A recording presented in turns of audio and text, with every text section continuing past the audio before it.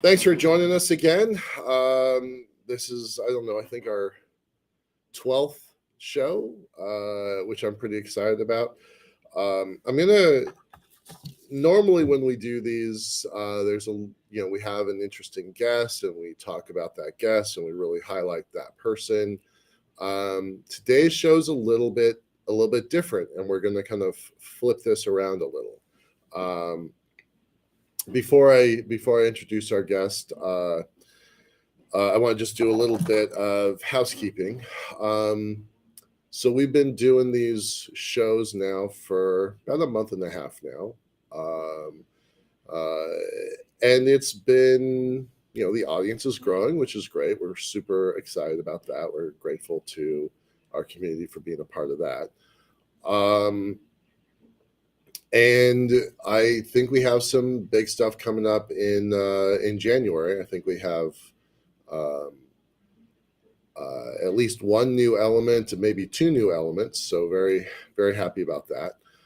And then, what we've done so far, I'm going to spend an awful lot of time on tonight, so I don't want to take up our time here. But I think there's going to be some pretty cool stuff coming up in the February, March, April timeframe. So just kind of stick with us. It's going to be, as always, as you'll hear tonight, it's been a bumpy ride so far, but I think there's some interesting stuff coming here soon. So with that, I know it's all a teaser, but I just want to say thanks for everybody being a part of this.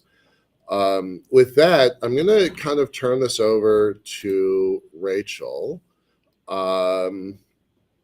She came to me about 3 weeks. I'm guessing a lot of you who are tuning in are coming in through LinkedIn. We've had a lot of success with our LinkedIn channel over the last couple of weeks. And she's an independent journalist that is writing her own newsletter, Substack. It's nextdawn.substack.com. And I'll post that in the chat here in a moment. And what she asked for was an interview, to interview me about my experiences with Liftport for her newsletter. And what turned out, like, we started having conversations, and we had some more conversations, and we had some more conversations. And in fact, she's still going to continue keeping her Substack account going. But what we decided to do jointly is for her to kind of continue her role as a journalist, but within the context of Liftport, to be part of our team, to be part of the BetterFutures team. And so she has begun writing synopsis narratives on our guests, on our speakers. So she's just finished one with Roger Lanius last week, and she's working on another one for James Burke from Monday night, and Robert Zubrin.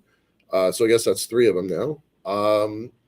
And so that's going to go and sit side by side with the rest of our content. So we're building out some pages for our BetterFutures. So we'll have the video, we'll have a transcription, we'll have a description, and then Rachel's synopsis. And we'll also use those synopses for part of our social media and marketing to kind of promote the shows itself. So I'm really glad that Rachel reached out the way that she did, and that we were able to chat and kind of turn this into kind of a more ongoing thing. But remember, she started this as an independent reporter, so I'm going to turn the rest of the whole show over to her, and she's going to start asking me questions. What we agreed to do was I would do the interview for her just exactly like she wanted, not pulling punches, the good days and the bad days. But I was going to do it on camera for this community, because this is mostly an unknown, untold story. There are pieces, lots of people have parts of it, but since I was the only one there for the whole time, I'm kind of the only one that has the whole story. So with that, I'm going to turn this over to Rachel and let her ask her questions. I'll do my best to answer them. Thanks, Rachel. It's all you. Thank you again, and thank you for the opportunity, Michael. I very much appreciate it. So, as he mentioned, tonight is kind of about Liftport's origin story, like what a space elevator actually is, how you came to be creating this. Just kind of take us back to the very beginning, even before you made this like a actual established business. Okay. So it's strange, but it actually starts way back, and I'm gonna condense about 30 years into about 3 minutes. But when I immediately got out of the Marine Corps, I was a Marine for my first 4 years out of high school. I had a captain who taught me investment management, which was a pretty strange skill to go from crawling through the mud to a shirt and tie. That was a pretty big leap for me. And my captain taught me investment management. So my first job out of the Marine Corps was for an investment house. And while there, my then boss, who I really admired, he asked me to do an analysis, a research paper on energy, just global energy. And I worked on it for a long time, a couple months. And he kept asking me about it, and I kept kind of blowing him off because I didn't like the answer. And I finally came clean with him. I'm like I got to throw this thing in the trash because it doesn't work. What it says is that we're already out of energy, and this is a report that I put together back in 1991 or 1992, and I thought I had just failed. I thought I had just failed as an analyst trying to understand this problem of global energy, and my boss just kind of shrugged his shoulders, and that was the end of it. But I wish that the 55-year-old version of me could go back to the 22-year-old version of me, 23-year-old version of me, and look at that paper again, because that has stuck with me for a really long time. And it was because of that. Fast forward, went off to Boston University for a while, went off and started my first company, an internet company, back in 95. I bought some real estate in 95. And by the time 2001 rolls around, the internet company is closed. I'm in a spot in my early 30s where I'm kind of figuring out what I want to do. The real estate company's done well. And I kept thinking back to when I was in high school. I was interested in space. Over all this time, whether it was an internet company or doing analysis on infrastructure for my bosses, and even my time in the Marine Corps, that always kind of pointed me towards advanced technology and my own interest in space. So all the science fiction stuff behind you is mostly space stuff. And so in my early 30s, I'm kind of trying to figure out, what do I want to do when I grow up? And, I have the advantage of the building to kind of give me cash flow. And I'm like, what do I want to do? And it came back to space. And so my first job in space was to start working with a guy. His name is Ralph Nansen. He died a couple of years ago. He was a Boeing engineer and a NASA engineer. And he was a part of a space-based solar power project. So space-based solar power. Imagine here's the world. You've got geosynchronous satellites above each of the major cities of the world. You could beam power captured from the sun, beam it back down to the ground, and provide clean, green, limitless energy to everyone, everywhere, all the time. So you could power 40% of the global population with clean energy if you could harness space-based solar power. So I was all into that. I was excited about that. And then And then the reality of we don't have the rocket capacity to build that. It's expensive. The technology is there, but the logistics capacity, the launch costs, it doesn't. As the phrase is, the business case doesn't close. And so that was the end of it. But that's what started me down this path of thinking about the elevator. My former business partner, Brad, Dr. Edwards, he reached out to me and he's like, hey, here's this thing. And I'm like, nope, that's all science fiction. I don't want to talk about the space elevator. And he's like, no, really, it's real. And it's not hyperbole to say that a lunch and a dinner with Edwards changed the trajectory of the rest of my life. So that was pretty wild. That was pretty amazing, actually. So what's a space elevator? So imagine you have a ball and a string, spinning it over your head. The string in the middle stays straight, right? All right. So now let's expand that to an Earth-sized system.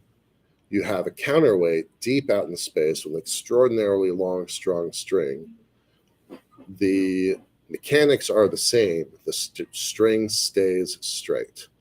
And if you have that, you've effectively built a ladder that you can climb back and forth into space on. And so that's the big idea. And that idea has been around for more than 100 years. So it works like a cable car, sort of. It does.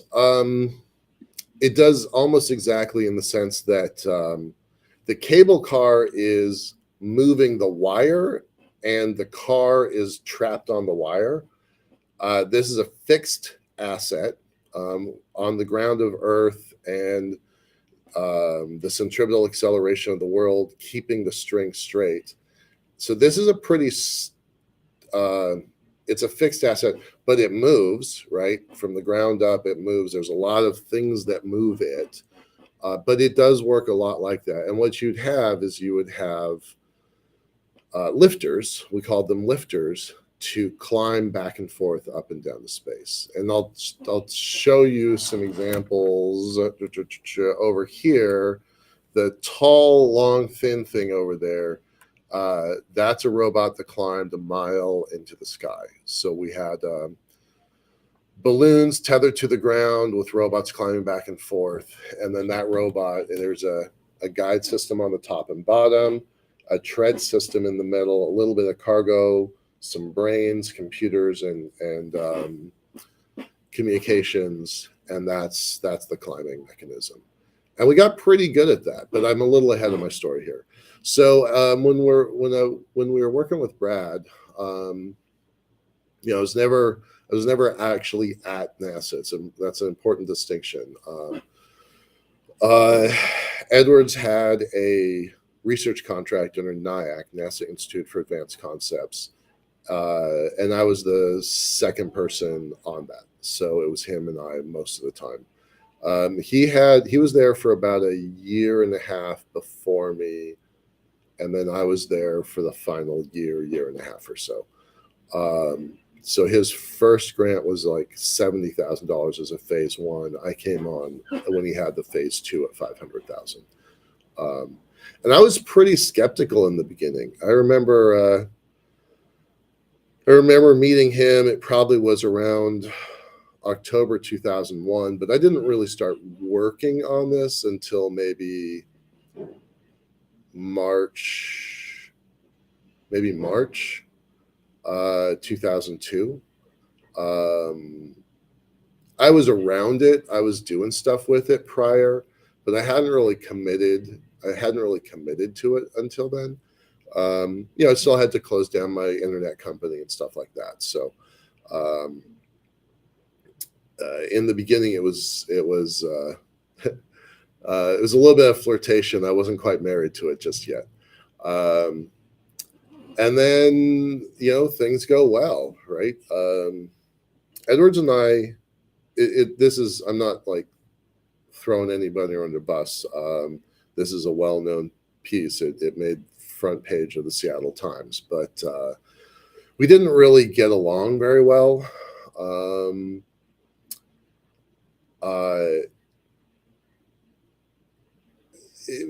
we didn't get along very well. We really approached the world from very different perspectives.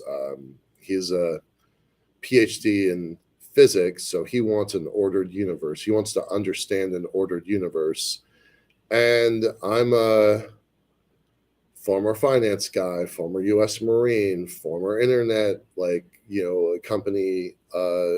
We had 24 people in my internet company, so it was a pretty good sized company at the time. So I kind of thrive in chaos. So we were definitely an oil and water mix, but we really contribute a lot to the project, right? Like he would tackle problems that you'd need a calculator and a spreadsheet for, and then I would tackle what I used to refer to as the fuzzy problems. So people, logistics, finance. Since then, I've added policy and governance to my bag of tricks. So we were pretty good together, and we got a lot of stuff done. So even though it was a bumpy, interpersonal relationship, we really accomplished quite a bit. And I would argue that if anybody anywhere in the world is talking about a space elevator in the last 20 years, it was because of the work that he and I did. Because other than that, it was just straight science fiction.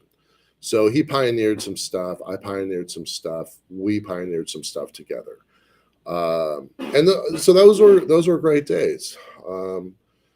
We held the first International Space Elevator Conference, which was a pretty big deal. Again, we were in the paper, in the media all the time. It was actually pretty overwhelming. And then 2003 rolls around, and the Space Shuttle Columbia crashes, and he and I get in a giant argument.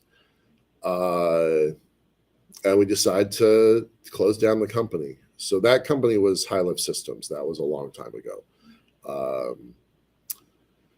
And that was a pretty kind of frustrating moment, right? Like to figure out what do I do next. And I learned later that he had some pretty interesting backup plans that I was not included on. So that also leads to some of the animosity that we have towards each other. But at the time, I was kind of adrift, and I could go back to real estate because I was pretty good at it, and just keep my building. But my internet company had closed by that point, and so I was like, back to the question, what do I want to do? So that's when I created Liftport. It was actually in springtime 2001. So that was kind of our start. Those are fun days. Those were good days. We traveled a bit. That was great. We went to the National Reconnaissance Office. We talked to DARPA. We talked to NASA a bunch of times. We'd go to different technical conferences. But, the idea of commercial space it hadn't found its feet yet. So that was still new. When you say we, are you talking about your original team? So how did you put together like the first team for Liftport, like after you left from your last project? Yeah, so that was it was really interesting. Again, going back to our skill sets, Brad had all the engineering, the math, the chemistry. I had all I call them megaphones. I had the press, the media, the few politicians that were interested. I had some of the military connections, and so we kind of his friends and his allies went with him, and my friends and my allies went with me. And I had a lot of business relationships. So, and I'd been in business a couple times, right? I'd had my building. I'd had my building for 6 years by that point. No, more than that. A lot more than that. I'd had my building for a long time. I'd had the internet company for a couple of years. So I had some experience. I just used my experience. So I knew that I could find other engineers but he had a hard time finding other business people.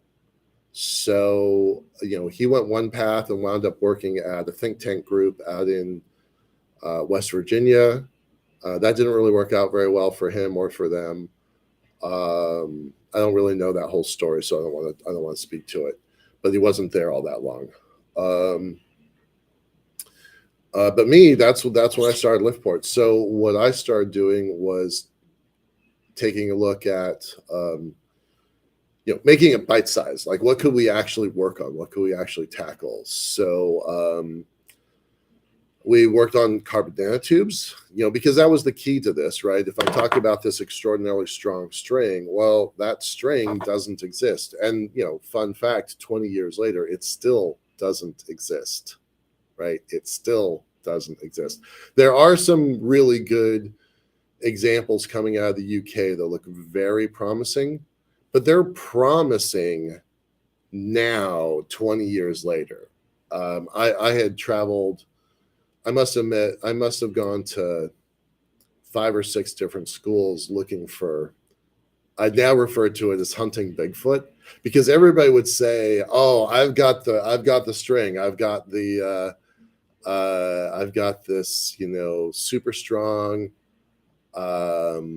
arbitrarily long. I can make it, meters long, kilometers long." And I'm like, woohoo, I'm just jumping in an airplane and flying. And I'm not going to throw anybody under a bus, because this stuff is really hard, right? 20 years later, no one has figured out this string yet. Again, credit to some folks in the UK, because they look like it got something really promising.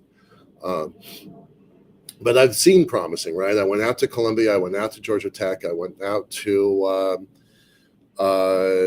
Rice, UT Austin, I guess, not Rice. I went out to New Jersey Institute of Technology. Everybody at MIT. I mean, that's ultimately the partnership that we built was an alliance between some students at MIT and the National Renewable Energy Lab out in Colorado. Because here's the thing, everybody wanted to, because researchers need to publish first, they're not talking to each other, right? They're all siloed in their individual schools. But me, I want to build a space elevator. I don't care where it's coming from. So I'm talking to everybody. I'm talking to all the schools. And that was pretty exciting. There were some breakthroughs in some pretty unexpected places. I remember going out to Utah once, and I don't consider Utah to be a technology hub, but there was a guy in Utah who had some, honest to God nanotubes that looked really intriguing. So that's what we were working on. We wound up in this alliance where we were using some technology from MIT and some know-how from the National Renewable Energy Lab. And we were going to go out and build a factory, an actual carbon nanotube factory. At the time, it was the first of its kind. So it was pretty ambitious. In hindsight, it's pretty easy to say it was stupid, but I didn't know that then. And so we went out to Millville, New Jersey. They had some economic development interests. They had a history of specialty glass. So Corningware is out there and a bunch of other things. Glass and aluminum and things like that. And so what the idea was is we would take our carbon nanotubes, sprinkle them into glass, and make stronger glass. That was the plan, and it made sense on paper. That's all I can. Almost like space plexiglass, like a container for the string, or no, this wouldn't be the string yet. This wouldn't be the string. This would be making super small nanotubes. I guess that's a redundant sentence, but super small nanotubes.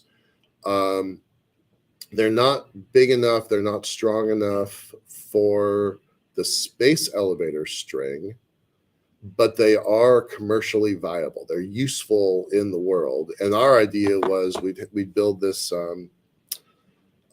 this subsidiary, that would focus on the nanotech, that would be a cash cow for the main idea of working on the elevator. So that's why we're going to build out a factory. And so even though the material wasn't good enough for an elevator, it was, we thought, certainly good enough to make stronger glass. So the idea was, imagine, and I'm really simplifying here, but sprinkle nanotubes into glass, and it's basically like rebar for glass. Okay, does that make sense? But it's so small that it doesn't really impact the visual look through the glass a little bit, a tiny bit, but it does reinforce the glass. So that was the idea. None of that worked. Not any part of that worked.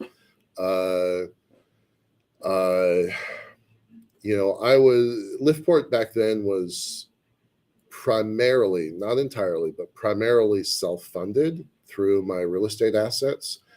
We did have some investors, so I'm super grateful to those folks.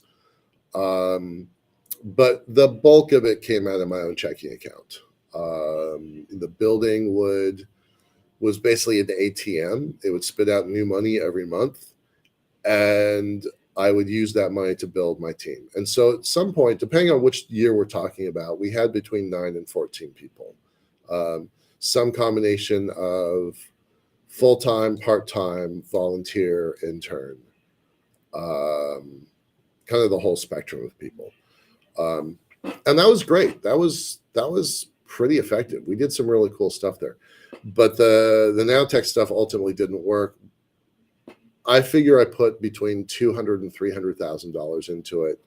And at some point, this is 2005, $6. So $200,000 to $300,000 then is probably worth $500,000 now, maybe even a little bit more. And so, nope, that's it. We're done. We're done doing that. I couldn't support it anymore. At which point we switched over to the robotics, and we did really well with the robotics, like looking at the mechanical processes of climbing. And so we built robots. We built. I think we're up to 19 robots all total. Some of them are really goofy. They're Legos. Some of them are robots that we built out of my best friend's garage. And some of them, like the one I just showed you, that's, again, 2005, laser cutting was brand new technology. It was brand new. So Microsoft Research was a really great ally of ours. And we would go into the MSR lab late at night when the engineers weren't around. They would give us access, and we'd use their equipment. So that robot got built at Microsoft Research. So hats off to those guys. And what we do, we started out with robots that were just climbing up and down in the office, just from floor to ceiling. And then that's not enough. So we put this cantilevered arm out the window. It was my building, so I'm like, I'm going to do it. And then went down back and forth from the parking lot to the roof. And we did that for a while. And Neil deGrasse Tyson came out, and Neil deGrasse Tyson came out, and he made some pretty funny jokes about our space elevator. So that was pretty neat. That was a highlight. He made jokes about it, but all in good fun, right? All in good fun. Yeah. No, he's publicly said the math works for the elevator, but nothing else does. Right. And I think he's right about that. Right. I've definitely changed my own tune on this. But NASA at the time was running a competition. I'd say there were 15 teams around the country and up in Canada that were all competing at different times. This is probably over a 5-year period. Liftport didn't, because we helped create the rule set, and we helped petition to NASA to start the Centennial Challenges. So we didn't compete, but people who used to work for me, friends, allies, they actually started teams, and one of those teams won $900,000. So good for them, right? Yep, good for them. They're still in business. It's been 15 years. They're still in business. So really amazing work that they're The doing. name, you want to drop that in the chat? Sure. Let me look it up here for a second. Power.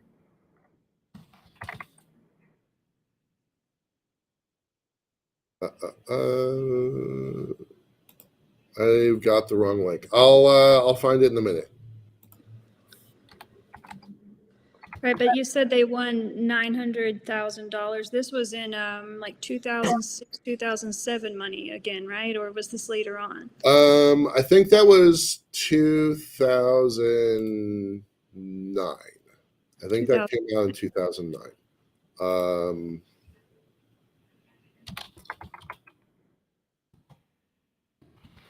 The company was called Laser Motive, and the guy's Tom Nugent. I'm going to actually try and get Tom on this show because he's got a terrific background, and he was so great working with me. I was really grateful and pretty humbled around him. He won't say I was humbled. Let's be clear about that. I'm not known for being humble, but great guy. But you felt that way, like even if you didn't tell him that, that's how you felt, right? Yeah, no, for real. I mean, he knows. I've been a fan of his for a long time. Yeah, Power Light. Here we go. Yeah, so their team actually won. It was a different company. It was called Laser Motive at the time. And then over time, they've gotten really, really good at power beaming. Just, here's a power source. We want the energy to be over here. How do we get it? And, I've kind of lost track of what their company does exactly, but they've done power over Ethernet, which is pretty cool tech. And they've kept a drone in the air for 24 hours straight just by powering it from the ground. So pretty neat stuff, right? And so all of that came out of the NASA competition, the Centennial Challenges. But this is kind of where our story starts taking a not so cool turn. 2005, 6, and 7, we're building all those robots, and I think life is good. I am very happy with how this is going. We've gone down. We've probably had 4 or 5 meetings with the FAA. We've had a bunch of meetings, probably 5 or 6 meetings with the U.S. Navy, specifically the Weather Directorate down in Monterey. And I think we're going to get a contract from the Navy. So imagine you've got this balloon. It's tethered to the ground. I always draw it as an angle because the ribbon's always at an angle because of wind. But the idea is we could put sensors all the way up and down the ribbon, and then a camera system and a communication system at the top. And so that becomes what we refer to as tethered towers. And I thought we were really, really close to a contract with the Navy. So I did something I don't regret, and I don't want to undo that time in my life. But I actually, not figuratively, I actually bet my mortgage on that project. And so wound up in foreclosure on the building, but I was pretty sure we were going to get this contract for the Navy. So I'm like, it'll be fine. And then one day it wasn't. And then I lost the building, and then the company crashed. And that's the end of kind of phase 1 of the story. There's a whole lot more to this story. But we did some amazing things up until that, right? We climbed as high as a mile. That test was only a few hours, call it 6 hours. And we call that HA, high altitude. And then we had done a different test for 60 days at only 300 feet, LE, long endurance. So we were building what we called HAIL, high altitude long endurance, where we take the high altitude technology and partner it with the long endurance technology, which surprisingly is not the same, right? How do we get those to work together? And so that's where I was betting on the agreement with the Navy, and it didn't work. So 2007, everything craters and it ends pretty fast, and it's pretty ugly. And I do not miss those days. I'm glad they are over. But the early side of it was pretty good. Now, it's been 15 years. A lot has happened in those 15 years. But that's the early side of the story. Any questions about that? So it kind of crashes like overnight, and you said there's been 15 years that goes by. Like, what is like the evolution from that first phase to kind of like when you're laying low and then you launch again, like that transition era? I did a lot of stuff. Call it what it is. I was super depressed. I was so angry. I did a lot of stuff that ultimately was not very satisfying. I worked up in.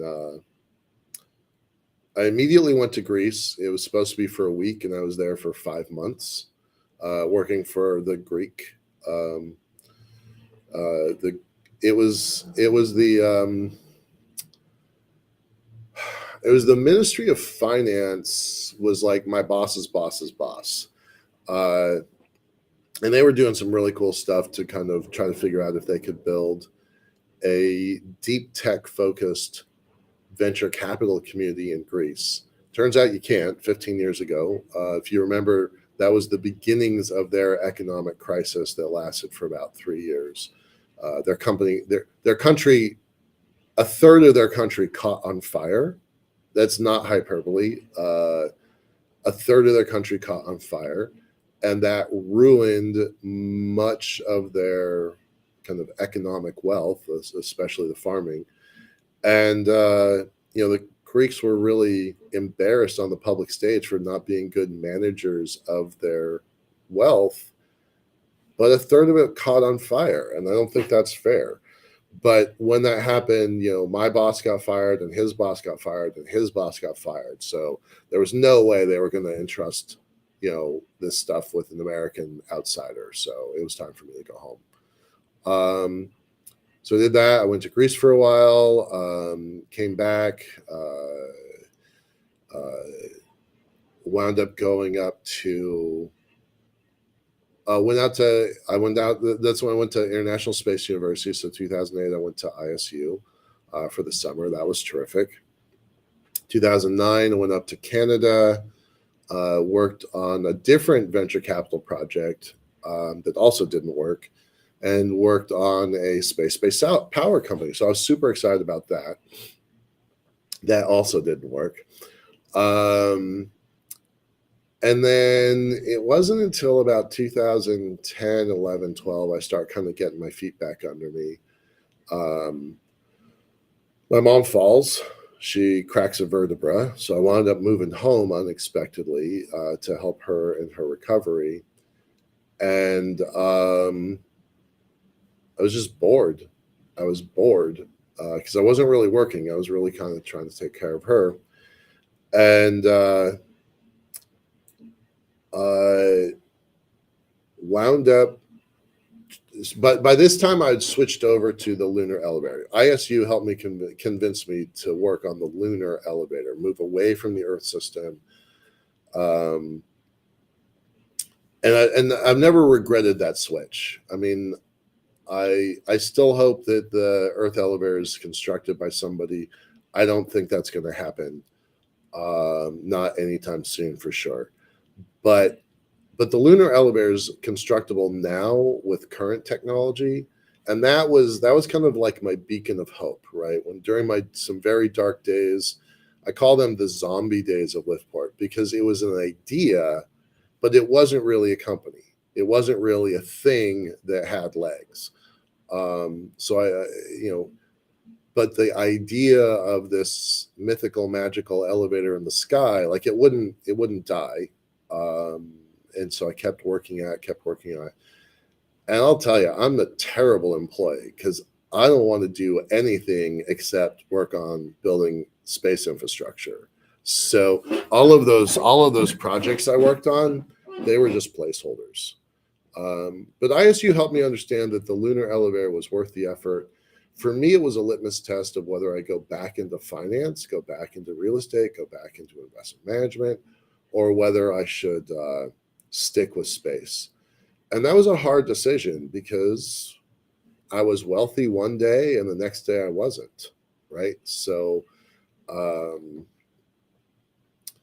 the idea of deciding to be economically less well off to pursue something that I cared about, that was a hard decision, and that decision still impacts me even now, even today. I went from a net worth of $1.7 million to negative 600,000 in 24 hours. So, right, that's a hard thing to adjust to, and hence the anger and depression, right?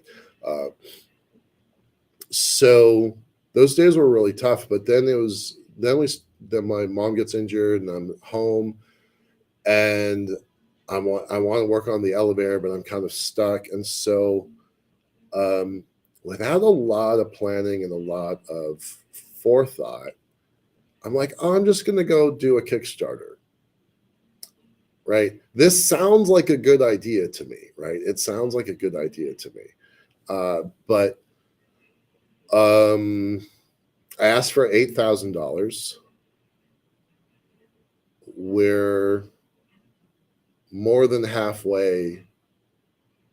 No, we're not. We're about $3,000 on day one. Day two, we're probably north of 4 or 5. So I was really happy about that. It's only a 21-day campaign. Well, it just kind of exploded unexpectedly. Like you were expecting, this is just an experiment, and it just took off. Right. Well, no, I don't want to sound ghoulish or taking advantage of a situation, but coincidentally, Neil Armstrong died that week. And so there's all these articles around the world. First man on the moon dies. And in the bottom paragraph, they're like, here's a funny little gimmick of a Kickstarter trying to go to the moon, right? And then, so we get like one line in an article about Armstrong. And then over the next couple weeks, the celebrity status fades, but we start getting our own articles about the elevator. So it just turns into wildfire. It goes everywhere.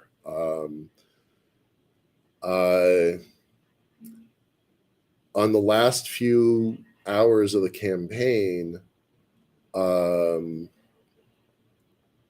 we held a virtual party, right? There's like 5 of us.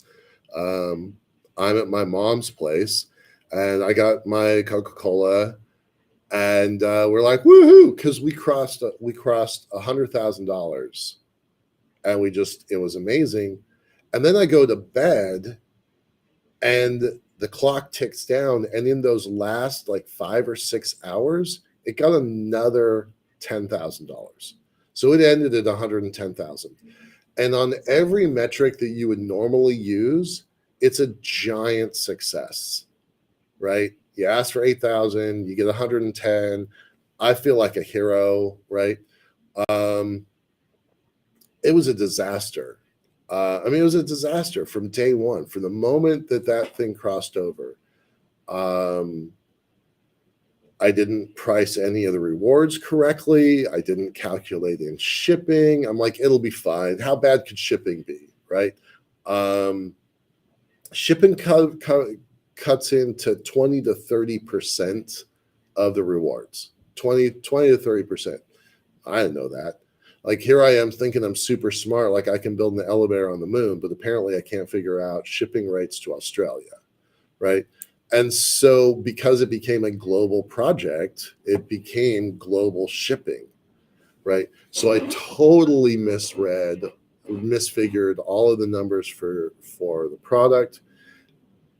And then real disaster started, because I started working on the actual robot. So the goal, the task of the Kickstarter was to do something we had already kind of done, which is build a robot to climb string.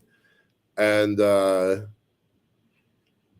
but we changed our design. Instead of a flat ribbon, which all those robots are designed to climb, because the lunar elevator is a different architecture than the Earth elevator, we're like, okay, we're gonna figure out how to climb a string.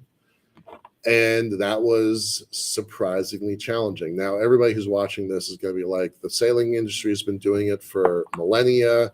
You wrap it around, super easy, except that that's what we call a cheater solution, because all the wraps around a thing, that puts tension on the string in a way that's unrecoverable, and that breaks the string, and we can't break the string. So we have to figure out how we can climb something with only minimal, I don't know if I can do this, I don't know if I can do this very well. Like tug. Like it's Yeah. not supposed to pull on So it would serpentine through instead of wrap around. And so we're like, oh, how hard could this be? This isn't a big engineering problem. Turns out it's a super difficult engineering problem for my team at the time. Pardon me, sorry. So I start working on the robot and think the rewards will take care of themselves. That doesn't happen. The rewards are way more expensive. The robot doesn't work. We spend $7,000 on string, and nothing works. Nothing works. And so I get vilified. Like, fast forward 6 months, a year, I'm doing the work, but it's not working. And Rachel, you and I will share stuff offline of photos and pictures and all that stuff, because I want that's one of the reasons I want you on our team to kind of document the stuff, right? Because I was, between the first crash of Liftport and then this, failed Kickstarter, I looked pretty bad, right? Reputationally, I looked pretty bad. And so that was the end of it. I kind of stayed below the radar for a couple more years. And it wasn't until 2017 that I reemerged. I think the phrase you keep using is breaking from the cocoon. That's your phrase? Yeah. Yeah, you go dormant and then you go through some kind of metamorphosis and yeah. So that feels pretty good, actually.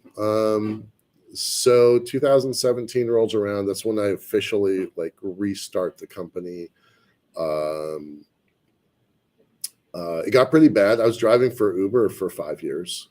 Like, nobody wants to do that, but nobody wants to do that for 5 years, right? Yeah, it was pretty rough. Those days were really rough. But you came out of it. Like, what inspired you to go back, like in 2017? I just couldn't let it go, right? I knew I was right. Nobody was really looking at the moon the same way we were. Right now, with Artemis, lots of people are looking at the moon. But in 2017, it was kind of a new idea. So let's talk about that. So we talked about the Earth system. That's a centripetal elevator using centripetal acceleration from the Earth. That's the Earth elevator, okay? The lunar system doesn't work like that. The lunar space elevator infrastructure, it's different. So you've got the Earth on one side. You've got the moon way far out, right? It's a little over 250,000 miles, 285,000 miles. But about here, it's the Lagrange point. It's the Earth-Moon Lagrange 1. There are 5 Lagrange points. We're not going to talk about the other 5. This one is the gravitational middle between the Earth and the Moon. It's not the physical middle, right? Because if you're here, you're just going to get pulled back to Earth, right? So you're far enough from the Earth and far enough from the Moon that you're in kind of a gravitational equilibrium. But that's not true because the Moon wobbles. They call it perturbation. It's about 30,000 kilometers. And instead of being kind of a perfect circle, it's an oval orbit around the world. And so that L1 point, it moves too, right? Every time as the Moon is moving, the Lagrange point is moving. So you can pinpoint it mathematically, but it's not a stable position. At least L1, 2, and 3 are not stable. L4 and 5 are, for different reasons. And so what we thought was, okay, we're going to take a rocket out from the Earth.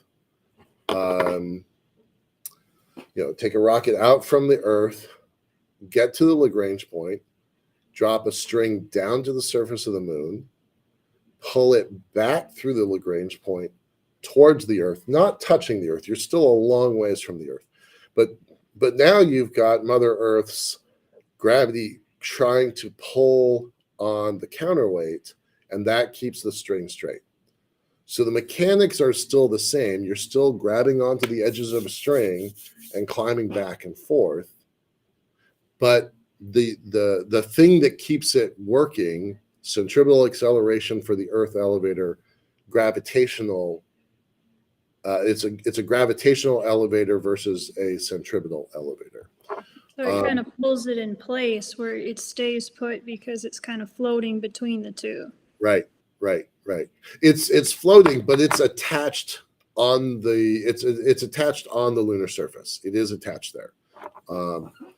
But because gravity is a pretty weak force, the longer the string, here's the world. The longer the string, I mean, there's talk about a string that almost touches. That's not going to work. We're not going to do that. But there's talk about that.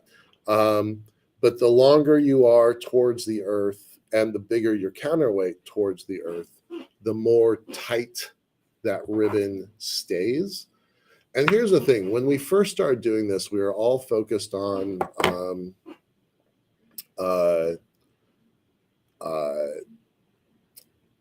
we're all focused on just soft landing on the lunar surface, right? You take a rocket from the world, get out to the Lagrange point, take a robot down to the surface of the Moon. That's a really gentle way to land on the Moon. And it's so much easier than what Armstrong and Aldrin did, what Artemis is going to do with a landing that's propulsion based. And we thought we could do heavy cargo all the time that way. So that was really cool. Fast forward, times change. There's a lot of rocket missions heading to the Moon right now. By the way, they're going to do a lot of, I'm going to use the word ecological damage, but that's definitely the wrong word. They're going to spray a heck of a lot of debris up every time they land. That's going to be a problem. That's going to be a serious problem.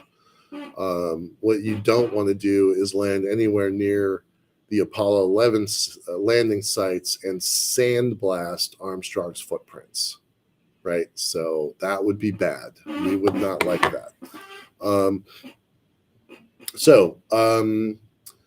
We were really focused on soft landing on the Moon, but then over time, what we realized was, this spot where you've got, you've got Earth's gravity here, and you got the Moon's gravity on this side, that this becomes what we told the chief scientist of U.S. Space Force. It becomes the fort at the top of two hills. From a military perspective, that's a really intriguing idea. right? The fort at the top of two hills. And what does that mean? It means it's a really long time to get from Earth to the Lagrange point, and you've got control over on this side of access to the moon. So what you wind up with if you stabilize with the string is you can build a really, really big space station, a really big space station, vastly larger than anything that's been contemplated so far. And that's really exciting, right? And so I think that Lagrange point station is really the key to the moon. It's the key to the solar system. When humans build ships that go to Mars regularly, we're going to build it at that site. When we build ships that go to other stars, we're going to need a shipyard. That's going to be the Lagrange point station. We're going to harvest metals and materials from the lunar surface. We're going to pull those up to the Lagrange manufacturing site, turn those into space-based solar power, and we're going to come full circle and power the world with resources we've pulled from the moon. Right. So it acts kind of like it ties all the business models together, and that's kind of where you are today is building something into the big picture. Yeah, exactly. Pardon me. Sorry. Yeah, exactly. So that's, and you asked a minute ago, like, why keep going? I mean, if you have that idea and it just keeps gnawing at you, it's really hard to give that up, right? It's really hard. I can't tell you how many times friends and family have basically said the equivalent of, why don't you get a real job? But if that's where you want to go, you're not going to get pushed off that target very easily. So, yeah, it might have been bumpy here and there, but that's the plan. That's where we're going, and that's what we're doing. In 2018, gosh, 5 years ago, we wound up going out and meeting with. He was then the chief scientist of U.S. Space Force. He's now the chief scientist. Sorry, he was then the chief scientist of Air Force Space Command. This is his challenge coin. I leave it on my desk. And we really surprised him. His name is Dr. Joel Mosier. He's a terrific guy. But we went and we did what they call a Tech Rats meeting, a technology readiness meeting. And when we presented, there was like 5 of us on our team. There were 12 of them on their team. It was Air Force Academy, Aerospace Corporation, 2 spooks that wouldn't give their name or affiliation. They just wouldn't be named in that environment.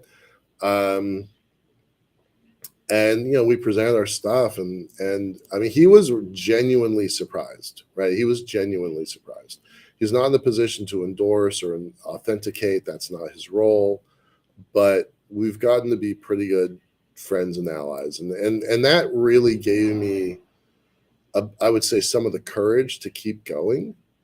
And that's what we're trying to get back to, right? When 2020 happened, we came pretty close to going out of business. And so we started doing these. We started doing conferences as a service. We did 27 conferences. We have 500 speakers. We have 300 or 400 hours of YouTube content. And that was just to keep cash flow going so we could stay focused on working on the elevator. And it's only been in the last maybe 2 months or so that we've really started thinking about how can we get back to working on the elevator. So that's why I say springtime, February, March, April, might have some cool stuff to say. But that's what I'm hoping we do, right, is we get back to working on that. Still going to keep doing these event, still going to keep doing the podcast, the conferences. That's been our bread and butter for a while now, and so we're not gonna kill our cash cows. But yeah, I want to get back to working on the elevator right now that things are, I won't say normal, but on the new normal. So Right. So they're kind of at like a stable place to have that transition to building from again. yeah. Right. We've kind of come to the end of our regular programming time. So I just wanted to ask, is there any like final words that you have about where we're going in the future, like what you hope to see? Like, do you have any closing thoughts? Well, I mean, I've taken the whole hour of the clothing thoughts, so I'm gonna probably bypass that. I am excited. I am excited. I know that there were some bad days and some good days in there, but I really am excited about kind of what happens next.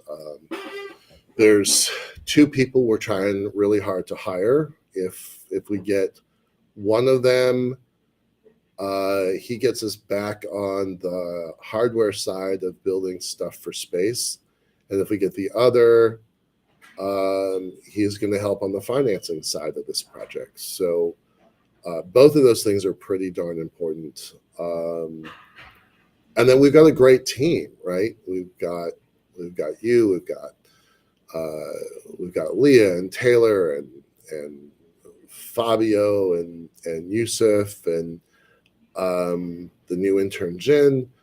And as a set, like, I'm pretty happy with where we are and what we're doing. I I I live and die based on spreadsheets. I'm really happy with where our spreadsheets look like right now, and so it gives me hope and a little bit of enthusiasm for spring next year. So yeah, things are good. Things are good, I think. This is going to be an exciting year. And again, thank you for the opportunity. I had like so much that I learned from this conversation. Terrific.